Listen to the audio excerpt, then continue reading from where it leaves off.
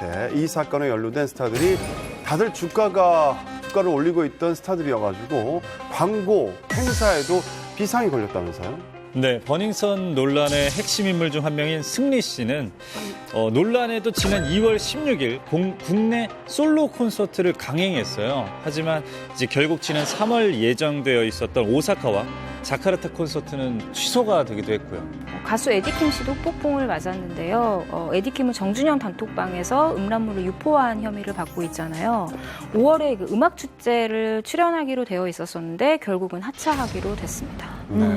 아니, 사실 이렇게 큰 공연 하나를 올리자면 굉장히 많은 스태프들 그리고 많은 시간과 돈들이 투자가 되는 건데 이런 큰 공연들이 취소가 되거나 이렇게 뭐 연기가 된다 이러면은 정말 많은 사람들이 피해를 볼 것 같은데 그거 정말 말도 못할 것 같아요. 네. 연쇄적인 피해가 일어날 수 있는데요. 일단 그 공연을 기획했던 쪽에서는 원래 하기로 했던 가수 아티스트가 못 오르게 되거나 혹은 5인조인데 4명밖에 못 올라간다. 이렇게 될 경우 팬들의 항의가 있을 수 있거든요. 사전에 협의되지 않으면은요, 원래 주기로 했던 개런티를 깎기도 합니다. 제가 한 가지 예를 들어드릴게요.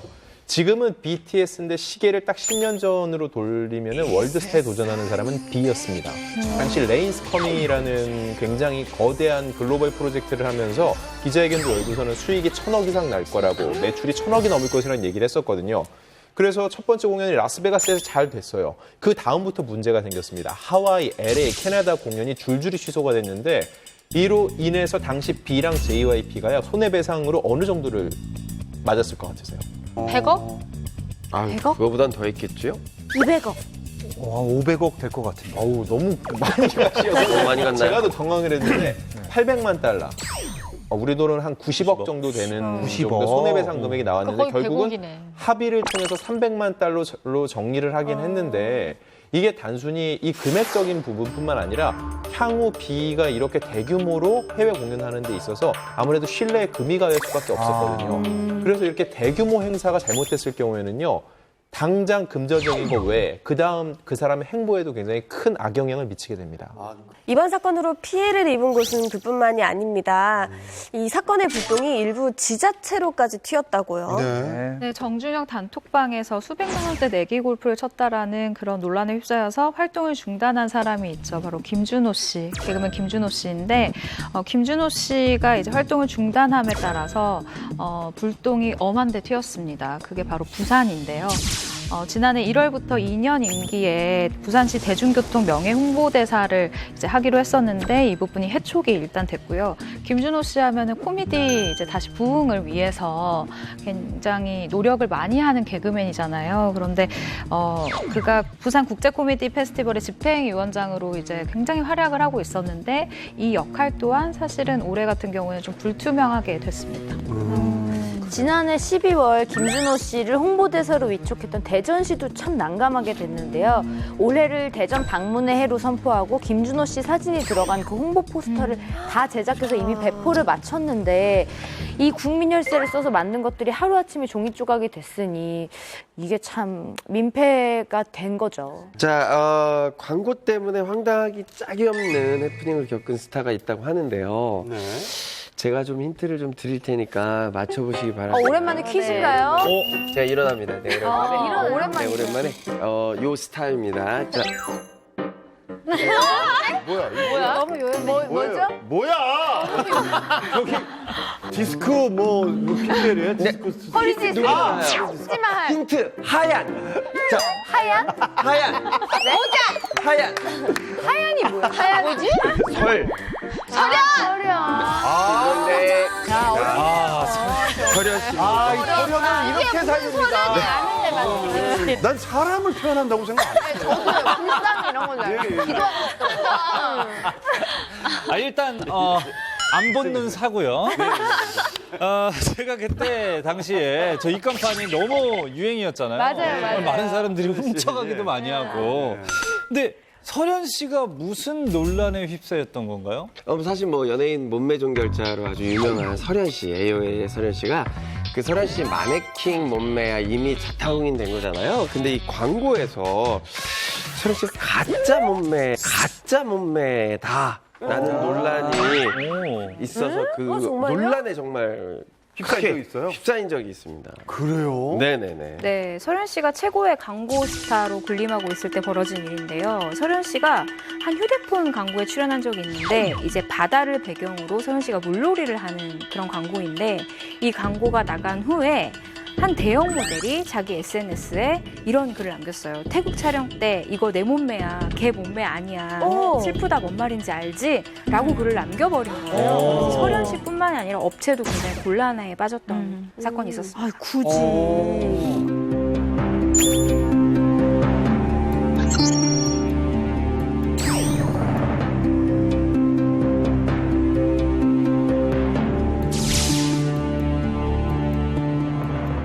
보통 우리 그 설현 씨 하면은 당연히 대역이 없을 거라고 생각하는데 어떻게 대역 모델이라고 저렇게 본인이 얘기를 했을까요? 그러게요. 그때도 다 그런 반응이었어요. 왜냐면 설현 씨 같은 경우는 그 예쁜 몸매 때문에 되게 인기가 많았잖아요. 근데 그냥 몸매 대역이 존재했다는 사실만으로도 사람들이 그러면 우리가 지금까지 본 그 몸매는 다 가짜였던 거냐? 뭐 이런 반응들이 나온 거죠. 그리고 또 그 SNS에 써 있는 글도 어떻게 보면 약간 그런 뉘앙스로 느껴질 수 있는 그런 부분이 있었어요. 근데 뭐 사실은 그건 약간 뭐 설현 씨를 직접 본 분들은 다들 아시겠지만 몸매가 정말 명품 몸매죠. 근데 이제 촬영을 어디 해외를 가든가 뭐 저런 수중 촬영이나 이런 걸 할 때면 대부분 뭐 100%는 아니겠지만 대형 모델 한 분씩 꼭 데리고 갑니다. 그래서 뭐 리허설 할 때라든가 또 필요한, 그러니까 얼굴 외의 부분이 나오는 그런 장면들은 사실은 대형 모델이 하는 경우가 굉장히 많습니다. 그래요. 뭐 광고뿐만이 아니라 영화도 마찬가지고 드라마도 마찬가지죠. 여러분, 여기 설현 씨와 마파를 한 사람이 여기 있습니다. 안녕하세요. 설현과 마팔. 반갑습니다. 근데 이 대형 모델이 좀 이해가 잘 안 되는데 예를 들면 트렌디 씨 얘기 안 듣고요? 아니 뭐 말하는 더 할 얘기도 없습니다. 마팔이 다예요. 예.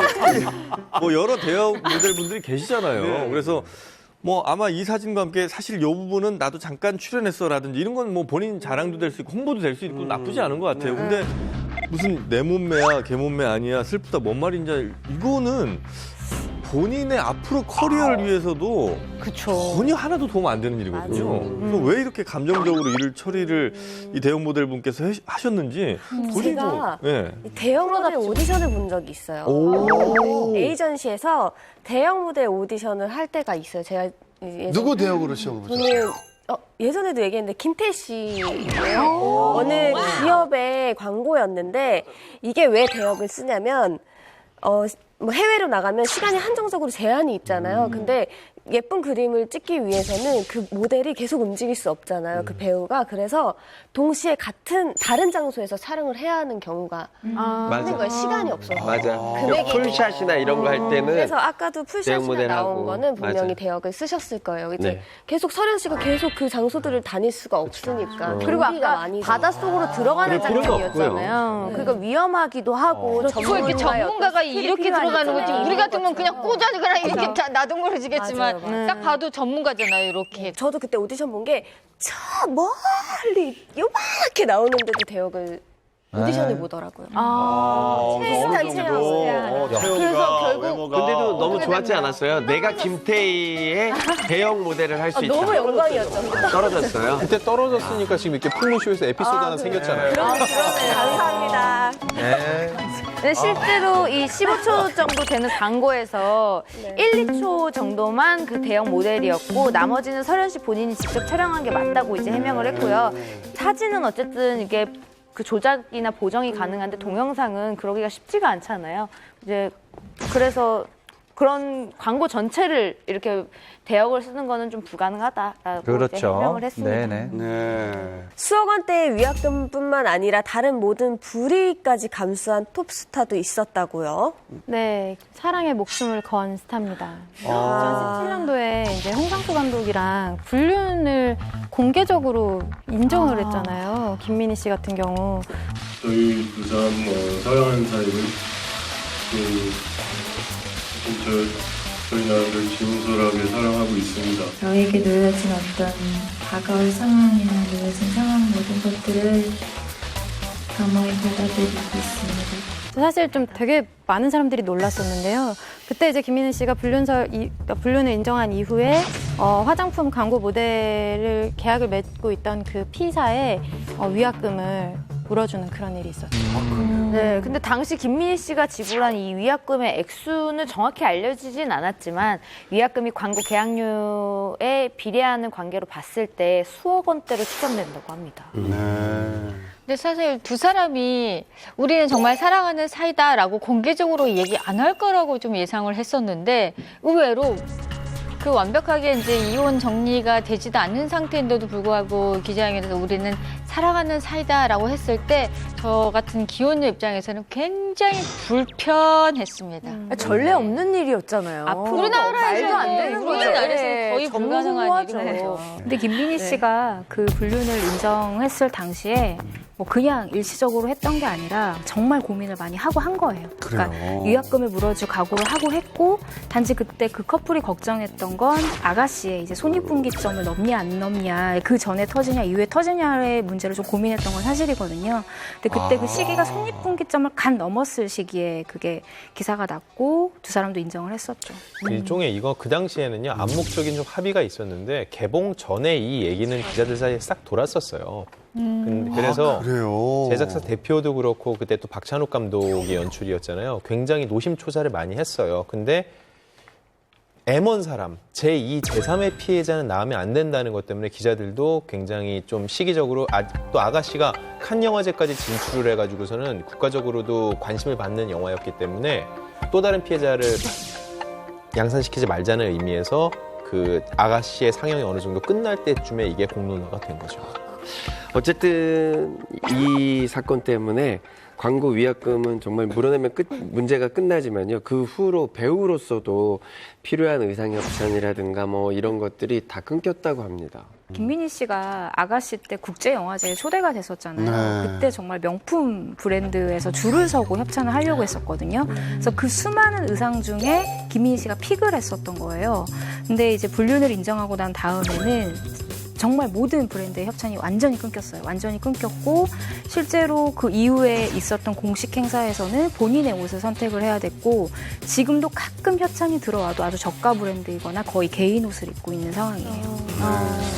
네, 지금까지는 스타들의 개인사로 문제가 생겼던 사례들이었는데요. 반대로 광고 때문에 뜻밖의 논란에 휘말린 스타들도 있다고요. 네, 굉장히 인기 있는 드라마였죠. 도깨비의 설렁탕 광고예요. 근데 이 드라마에서 설렁탕을 노출해주는 그런 이제 협찬을 했는데 드라마 안에서 많이 나왔죠. 네, 근데 이제 원래 협찬금이 4억 원이었는데 그 계약을 그렇게 했는데 광고주 측이 2억 8천만 원만 지급을 한 거예요. 그래서 이 문제 때문에 무려 3년이 넘는 시간 동안 소송을 했습니다. 아니 근데 되게 웃기네요. 계약서가 있고 드라마에서 간접이 노출이 됐는데 광고주가 그렇게 돈을 막 깎아도 되는 건가요?